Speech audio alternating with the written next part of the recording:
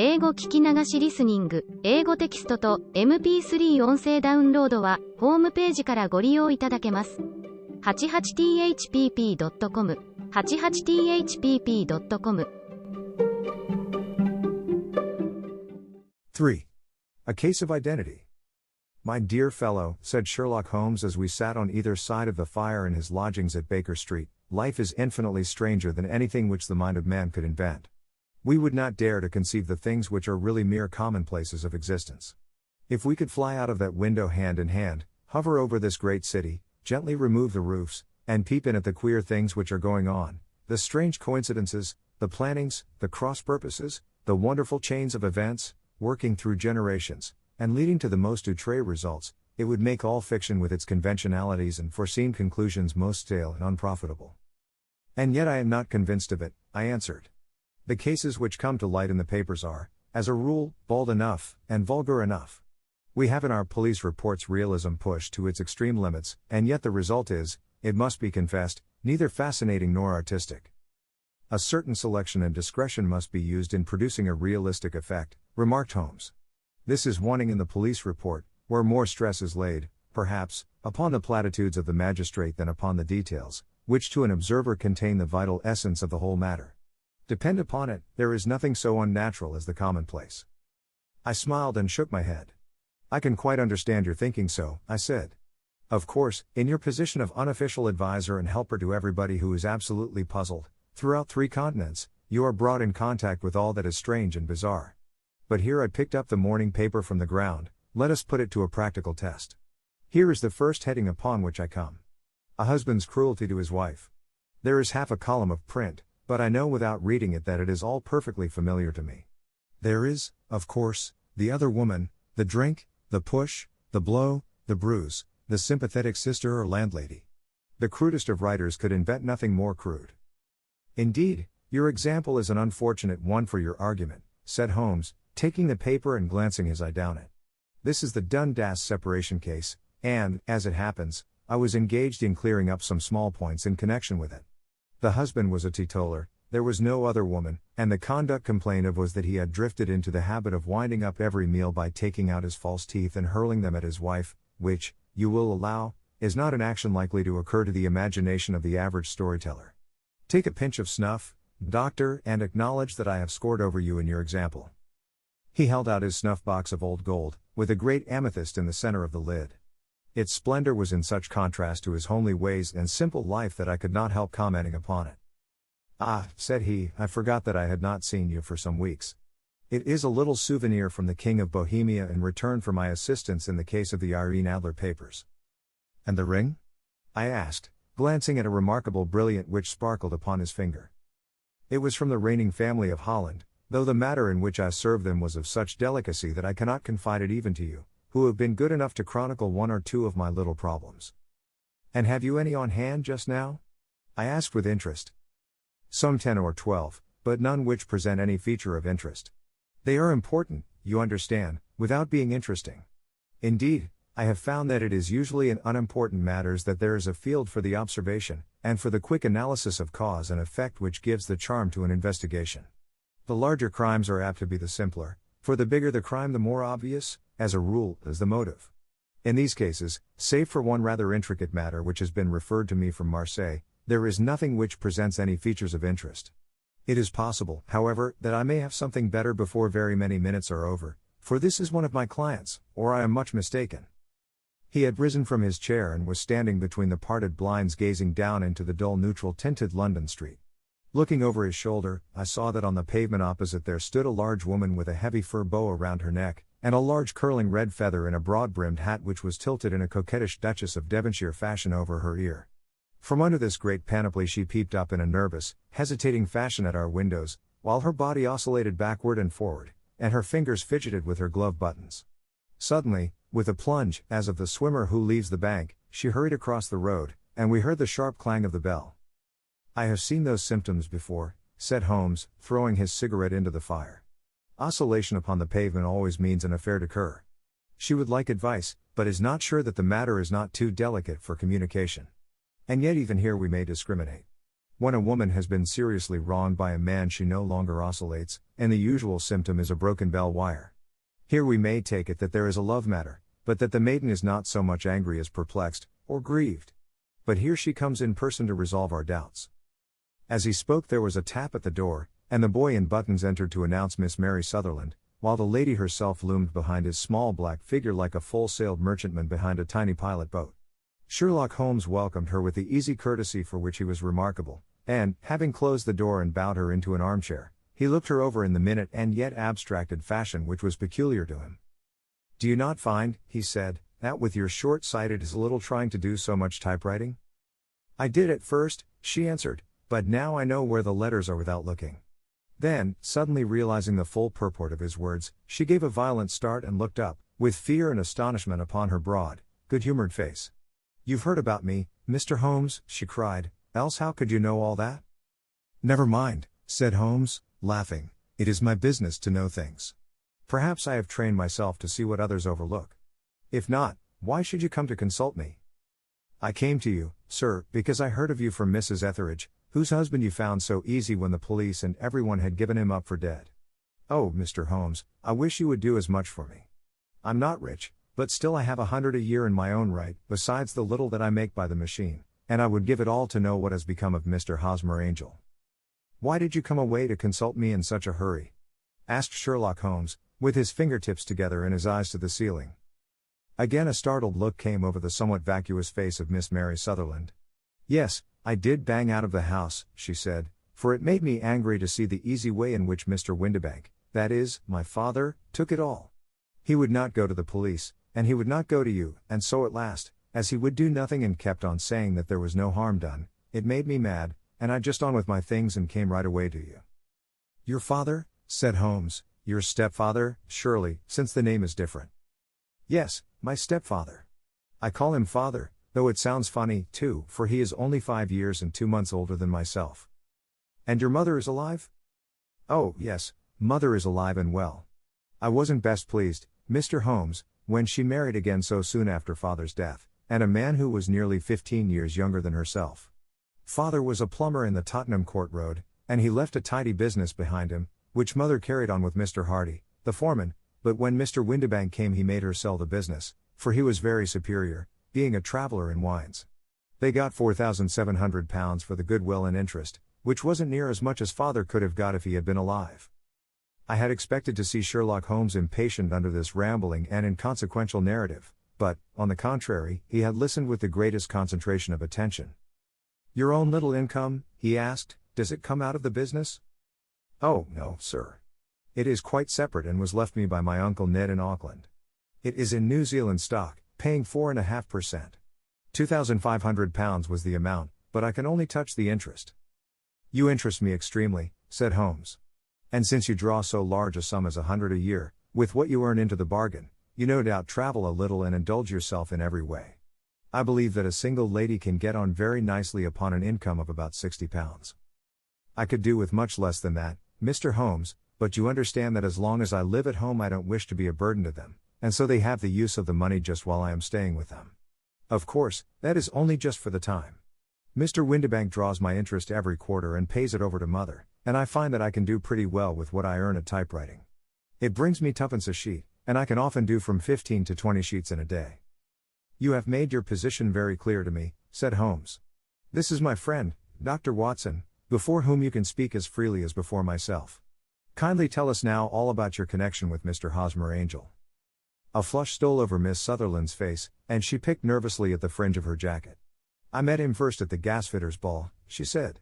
"They used to send father tickets when he was alive, and then afterwards they remembered us, and sent them to mother. Mr. Windibank did not wish us to go. He never did wish us to go anywhere. He would get quite mad if I wanted so much as to join a Sunday school treat. But this time I was set on going, and I would go, for what right had he to prevent? He said the folk were not fit for us to know, when all father's friends were to be there. And he said that I had nothing fit to wear, when I had my purple plush that I had never so much as taken out of the drawer. At last, when nothing else would do, he went off to France upon the business of the firm, but we went, mother and I, with Mr. Hardy, who used to be our foreman, and it was there I met Mr. Hosmer Angel." "I suppose," said Holmes, that when Mr. Windibank came back from France he was very annoyed at your having gone to the ball. Oh, well, he was very good about it. He laughed, I remembered, and shrugged his shoulders, and said there was no use denying anything to a woman, for she would have her way. I see. Then at the gasfitter's ball you met, as I understand, a gentleman called Mr. Hosmer Angel. Yes, sir.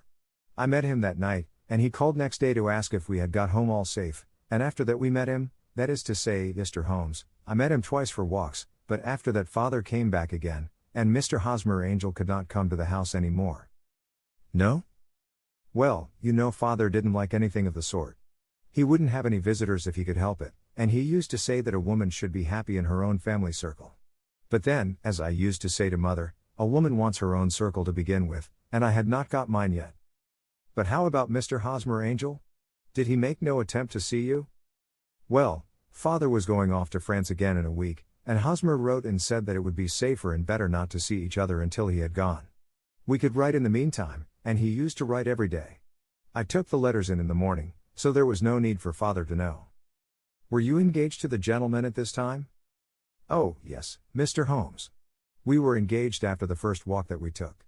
Hosmer, Mr. Angel, was a cashier in an office in Leadenhall Street, and...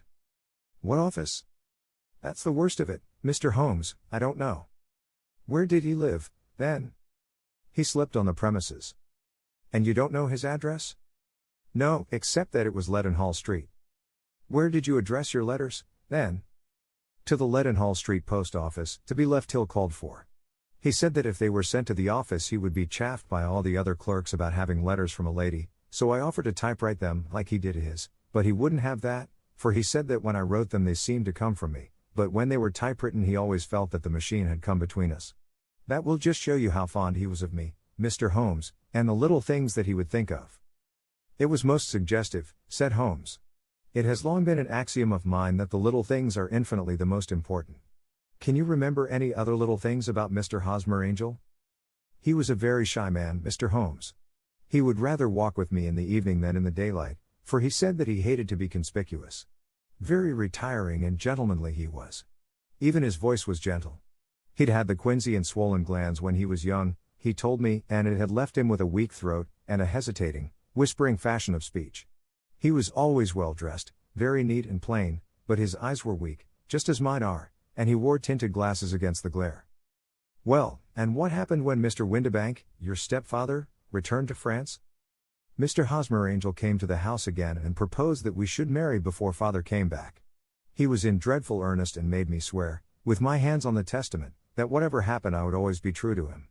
Mother said he was quite right to make me swear, and that it was a sign of his passion. Mother was all in his favor from the first and was even fonder of him than I was. Then, when they talked of marrying within the week, I began to ask about father, but they both said never to mind about father, but just to tell him afterwards, and mother said she would make it all right with him. I didn't quite like that, Mr. Holmes. It seemed funny that I should ask his leave, as he was only a few years older than me, but I didn't want to do anything on the sly, so I wrote to father at Bordeaux, where the company has its French offices, but the letter came back to me on the very morning of the wedding. It missed him, then? Yes, sir, for he had started to England just before it arrived. Ha! That was unfortunate. Your wedding was arranged, then, for the Friday. Was it to be in church? Yes, sir, but very quietly. It was to be at St. Saviour's, near King's Cross, and we were to have breakfast afterwards at the St. Pancras Hotel.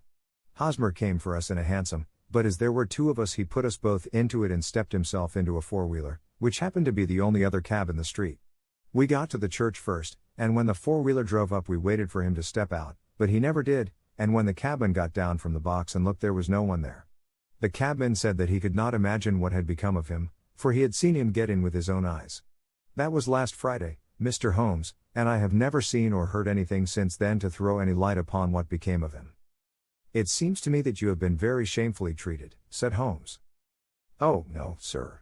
He was too good and kind to leave me so. Why, all the morning he was saying to me that, whatever happened, I was to be true, and that even if something quite unforeseen occurred to separate us, I was always to remember that I was pledged to him, and that he would claim his pledge sooner or later. It seemed strange talk for a wedding morning, but what has happened since gives a meaning to it. Most certainly it does. Your own opinion is, then, that some unforeseen catastrophe has occurred to him? Yes, sir. I believe that he foresaw some danger, or else he would not have talked so. And then I think that what he foresaw happened. But you have no notion as to what it could have been? None. One more question. How did your mother take the matter? She was angry, and said that I was never to speak of the matter again. And your father? Did you tell him? Yes, and he seemed to think, with me, that something had happened, and that I should hear of Hosmer again. As he said, what interest could anyone have in bringing me to the doors of the church, and then leaving me? Now, if he had borrowed my money, or if he had married me and got my money settled on him, there might be some reason, but Hosmer was very independent about money and never would look at a shilling of mine. And yet, what could have happened? And why could he not write? Oh, it drives me half mad to think of it, and I can't sleep a wink at night. She pulled a little handkerchief out of her muff and began to sob heavily into it. I shall glance into the case for you, said Holmes, rising, and I have no doubt that we shall reach some definite result. Let the weight of the matter rest upon me now, and do not let your mind dwell upon it further. Above all, try to let Mr. Hosmer Angel vanish from your memory, as he has done from your life. Then you don't think I'll see him again? I fear not. Then what has happened to him? You will leave that question in my hands. I should like an accurate description of him and any letters of his which you can spare. I advertised for him in last Saturday's Chronicle, said she. Here is the slip and here are 4 letters from him. Thank you. And your address? Number 31 Lion Place, Camberwell. Mr. Angel's address you never had, I understand. Where is your father's place of business? He travels for Westhouse and Marbank, the great claret importers of Fenchurch Street. Thank you. You have made your statement very clearly. You will leave the papers here, and remember the advice which I have given you. Let the whole incident be a sealed book, and do not allow it to affect your life. You are very kind, Mr. Holmes, but I cannot do that. I shall be true to Hosmer. He shall find me ready when he comes back. For all the preposterous hat and the vacuous face, there was something noble in the simple faith of our visitor which compelled our respect. She laid her little bundle of papers upon the table and went her way, with a promise to come again whenever she might be summoned. Sherlock Holmes sat silent for a few minutes with his fingertips still pressed together, his legs stretched out in front of him, and his gaze directed upward to the ceiling. Then he took down from the rack the old and oily clay pipe, which was to him as a counselor, and, having lit it, he leaned back in his chair, with the thick blue cloud wreaths spinning up from him, and a look of infinite languor in his face. Quite an interesting study, that maiden, he observed. I found her more interesting than her little problem, which, by the way, is rather a trite one. You will find parallel cases, if you consult my index, in Andover in '77, and there was something of the sort at The Hague last year. Old as is the idea, however, there were 1 or 2 details which were new to me. But the maiden herself was most instructive. You appeared to read a good deal upon her which was quite invisible to me, I remarked. Not invisible but unnoticed, Watson. You did not know where to look, and so you missed all that was important. I can never bring you to realize the importance of sleeves, the suggestiveness of thumbnails, or the great issues that may hang from a bootlace. Now, what did you gather from that woman's appearance? Describe it. Well, she had a slate-colored, broad-brimmed straw hat, with a feather of a brickish red. Her jacket was black, with black beads sewn upon it, and a fringe of little black jet ornaments. Her dress was brown, rather darker than coffee color, with a little purple plush at the neck and sleeves. Her gloves were grayish and were worn through at the right forefinger. Her boots I didn't observe. She had small round, hanging gold earrings, and a general air of being fairly well-to-do in a vulgar, comfortable, easy-going way. Sherlock Holmes clapped his hands softly together and chuckled. "'Pon my word, Watson, you are coming along wonderfully. You have really done very well indeed. It is true that you have missed everything of importance, but you have hit upon the method, and you have a quick eye for color. Never trust to general impressions, my boy, but concentrate yourself upon details. My first glance is always at a woman's sleeve. In a man it is perhaps better first to take the knee of the trouser. As you observe, this woman had plush upon her sleeves, which is a most useful material for showing traces. The double line a little above the wrist, where the typewriter presses against the table, was beautifully defined. The sewing machine, of the hand type, leaves a similar mark, but only on the left arm, and on the side of it farthest from the thumb, instead of being right across the broadest part, as this was. I then glanced at her face, and, observing the dint of a pince-nez at either side of her nose, I ventured a remark upon short sight in typewriting, which seemed to surprise her. It surprised me. But, surely, it was obvious. I was then much surprised and interested on glancing down to observe that, though the boots which she was wearing were not unlike each other, they were really odd ones, the one having a slightly decorated toe cap, and the other a plain one. One was buttoned only in the 2 lower buttons out of 5, and the other at the 1st, 3rd, and 5th. Now, when you see that a young lady, otherwise neatly dressed, has come away from home with odd boots, half buttoned, it is no great deduction to say that she came away in a hurry. And what else? I asked, keenly interested, as I always was, by my friend's incisive reasoning. I noted, in passing, that she had written a note before leaving home but after being fully dressed. You observed that her right glove was torn at the forefinger, but you did not apparently see that both glove and finger were stained with violet ink. She had written in a hurry and dipped her pen too deep. It must have been this morning, or the mark would not remain clear upon the finger. All this is amusing, though rather elementary, but I must go back to business, Watson. Would you mind reading me the advertised description of Mr. Hosmer Angel? I held the little printed slip to the light. Missing, it said, on the morning of the 14th, a gentleman named Hosmer Angel. About 5'7" in height, strongly built, sallow complexion, black hair, a little bald in the center, bushy, black side whiskers and mustache, tinted glasses, slight infirmity of speech. Was dressed, when last seen, in black frock coat faced with silk, black waistcoat, gold Albert chain, and grey Harris tweed trousers, with brown gaiters over elastic-sided boots. Known to have been employed in an office in Leadenhall Street. Anybody bringing, N.C., N.C. That will do, said Holmes. As to the letters, he continued, glancing over them, they are very commonplace.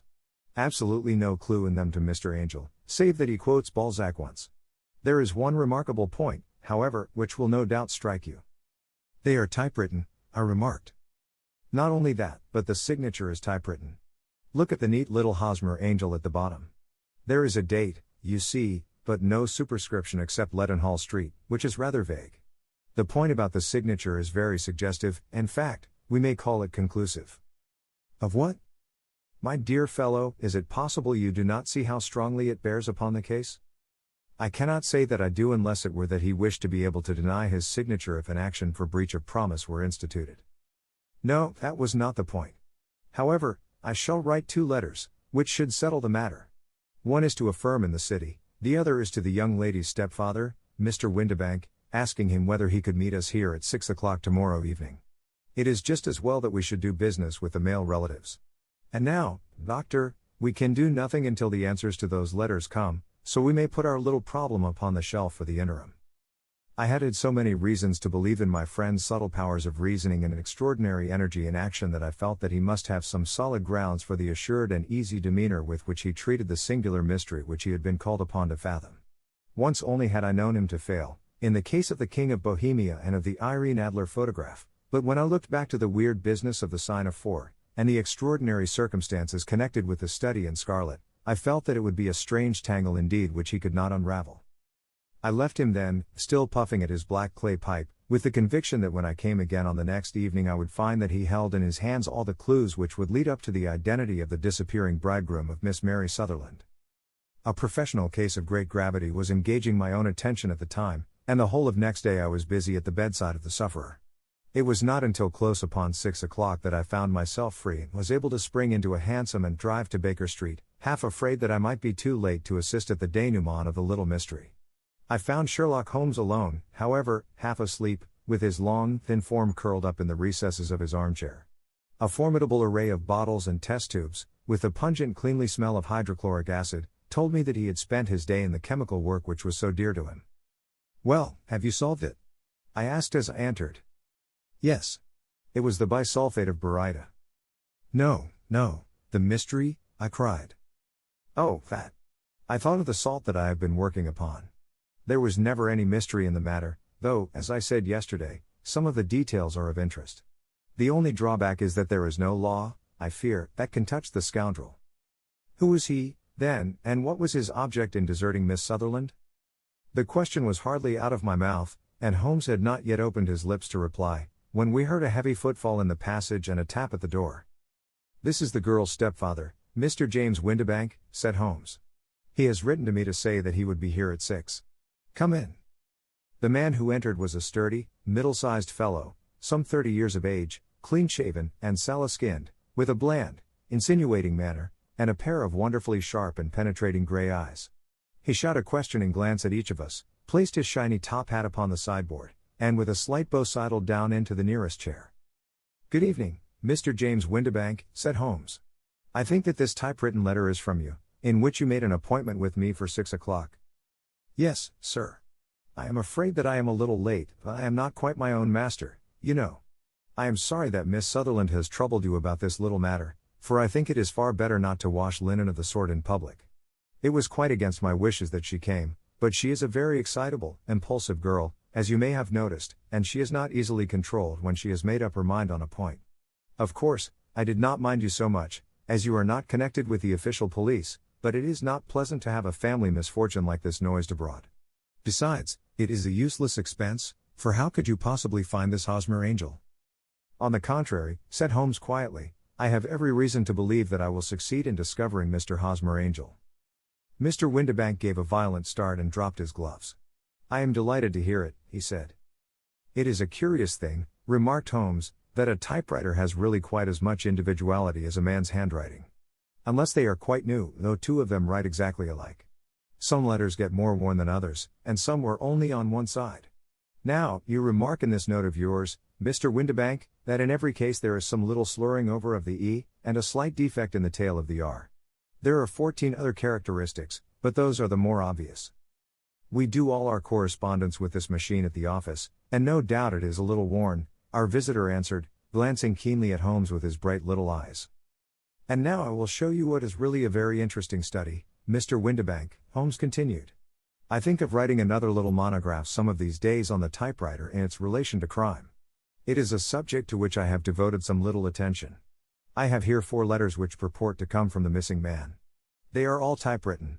In each case, not only are the E's slurred and the R's tailless, but you will observe, if you care to use my magnifying lens, that the 14 other characteristics to which I have alluded are there as well." Mr. Windibank sprang out of his chair and picked up his hat. "I cannot waste time over this sort of fantastic talk, Mr. Holmes," he said. "If you can catch the man, catch him, and let me know when you have done it." "Certainly," said Holmes, stepping over and turning the key in the door. "I'll let you know, then, that I have caught him." "What? Where?" shouted Mr. Windibank, turning white to his lips and glancing about him like a rat in a trap. "Oh, it won't do, really it won't," said Holmes suavely.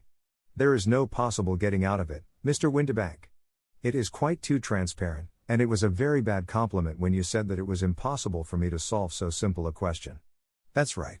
Sit down and let us talk it over." Our visitor collapsed into a chair, with a ghastly face and a glitter of moisture on his brow. It's not actionable," he stammered. "I am very much afraid that it is not. But between ourselves, Windibank, it was as cruel and selfish and heartless a trick in a petty way as ever came before me. Now, let me just run over the course of events, and you will contradict me if I go wrong." The man sat huddled up in his chair, with his head sunk upon his breast, like one who is utterly crushed. Holmes stuck his feet up on the corner of the mantelpiece and, leaning back with his hands in his pockets, began talking, rather to himself, as it seemed, than to us. "The man married a woman very much older than himself for her money," said he, "and he enjoyed the use of the money of the daughter as long as she lived with them. It was a considerable sum for people in their position, and the loss of it would have made a serious difference. It was worth an effort to preserve it.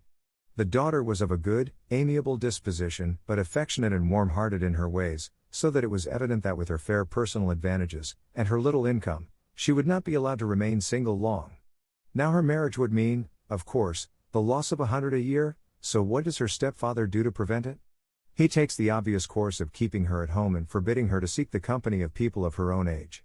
But soon he found that that would not answer forever. She became restive, insisted upon her rights, and finally announced her positive intention of going to a certain ball. What does her clever stepfather do then? He conceives an idea more creditable to his head than to his heart. With the connivance and assistance of his wife he disguised himself, covered those keen eyes with tinted glasses, masked the face with a mustache and a pair of bushy whiskers, sunk that clear voice into an insinuating whisper, and doubly secure on account of the girl's short sight, he appears as Mr. Hosmer Angel, and keeps off other lovers by making love himself. It was only a joke at first, groaned our visitor. We never thought that she would have been so carried away. Very likely not. However that may be, the young lady was very decidedly carried away, And, having quite made up her mind that her stepfather was in France, the suspicion of treachery never for an instant entered her mind. She was flattered by the gentleman's attentions, and the effect was increased by the loudly expressed admiration of her mother. Then Mr. Angel began to call, for it was obvious that the matter should be pushed as far as it would go if a real effect were to be produced. There were meetings, and an engagement, which would finally secure the girl's affections from turning towards anyone else. But the deception could not be kept up forever. These pretended journeys to France were rather cumbrous. The thing to do was clearly to bring the business to an end in such a dramatic manner that it would leave a permanent impression upon the young lady's mind and prevent her from looking upon any other suitor for some time to come. Hence those vows of fidelity exacted upon a testament, and hence also the allusions to a possibility of something happening on the very morning of the wedding. James Windibank wished Miss Sutherland to be so bound to Hosmer Angel, and so uncertain as to his fate, that for 10 years to come, at any rate, she would not listen to another man. As far as the church door he brought her, and then, as he could go no farther, he conveniently vanished away by the old trick of stepping in at one door of a four-wheeler and out at the other. I think that was the chain of events, Mr. Windibank. Our visitor had recovered something of his assurance while Holmes had been talking, and he rose from his chair now with a cold sneer upon his pale face. "It may be so, or it may not, Mr. Holmes," said he, "but if you are so very sharp you ought to be sharp enough to know that it is you who are breaking the law now, and not me. I have done nothing actionable from the first, but as long as you keep that door locked you lay yourself open to an action for assault and illegal constraint. The law cannot, as you say, touch you," said Holmes, unlocking and throwing open the door, "yet there never was a man who deserved punishment more.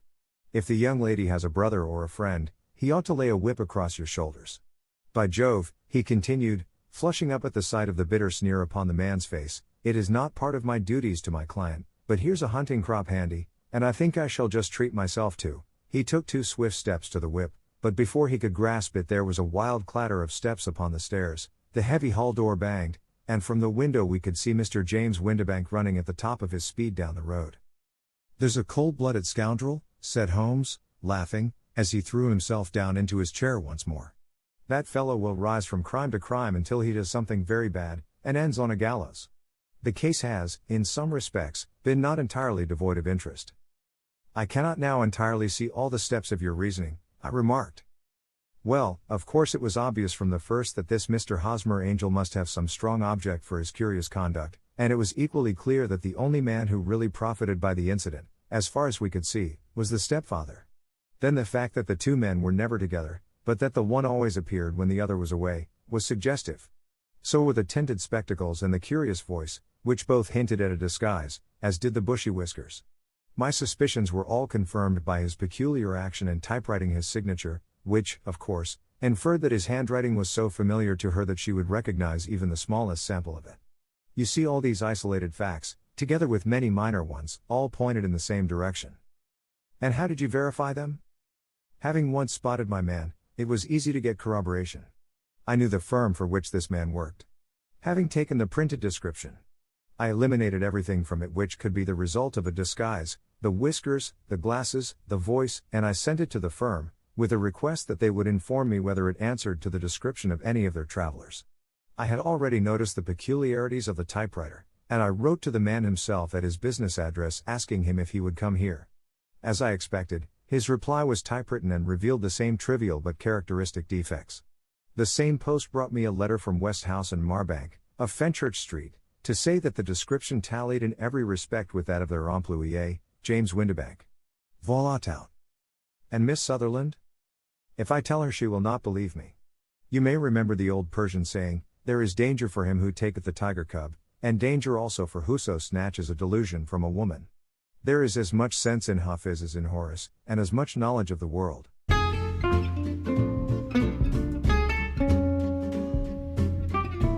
英語聞き流しリスニング、英語テキストと MP3 ダウンロード、その他の物語はホームページからお聞きいただけます。